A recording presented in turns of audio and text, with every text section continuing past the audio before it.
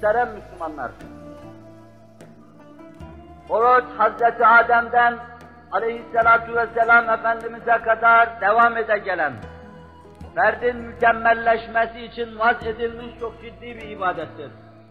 Kur'an bu noktaya parmak basarak ferman ediyor. Ey iman edenler, sizden evvelkilere farz kılındığı gibi size de farz kılındı. Size mahsus bir şey değildir. Zaten tahdisi Efendimiz sallallahu aleyhi ve sellem bir hadisi şerifiyle ayırarak, anlatarak orucun bize mahsus olmadığını göstermektedir. Bana 5 şey verildi ki benden evvelkilere verilmemiştir. Sahih hadisiyle.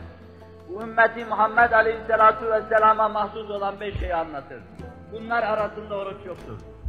Demek ki o devre Adem'den Efendimiz'e kadar ondan da oruç tutacak müminler yaşadığı müddetçe devam edecek bir ibadet-ü taattır. O bize bir ruh olgunluğu getirir. Biz sık sık oruç tuttuğunuz zaman, Perşembe, Pazartesi ihmal etmediğiniz zaman, ayın 13, 14, 15'inde ona müracaat ettiğiniz zaman, ayın başında, ortasında tuttuğunuz zaman, beşeri garizelerin hükmedebildiği kimseler onu savmi Davud şeklinde bütün eyyama dağıtıp yerine getirdiği zaman, onun içinizde, vicdanınızda hasıl edeceği meziyet ve faziletleri görecek ve müşahede edeceksiniz.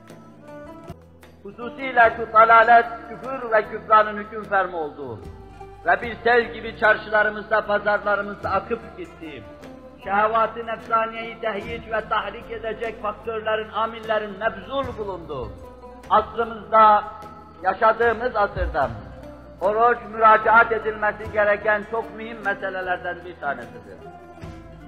Ve onun bir bakıma destekçileri olan, yardımcıları olan, az yeme, az içme, az uyuma, hayrete varmam ve böylece şehvani duygularından, beşeri hislerinden fani olmam.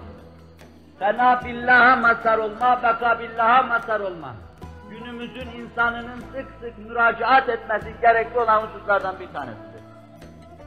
Biz ferden, aileden ve cemiyeten müracaat edecek. Mükemmel yapımızı ancak o sayede elde etmeye çalışacağız. Rabbisiyle bu istikamette sık münasebet kurmayan insanların içlerinde ciddi duruluğun olabileceğine ihtimal verilemez.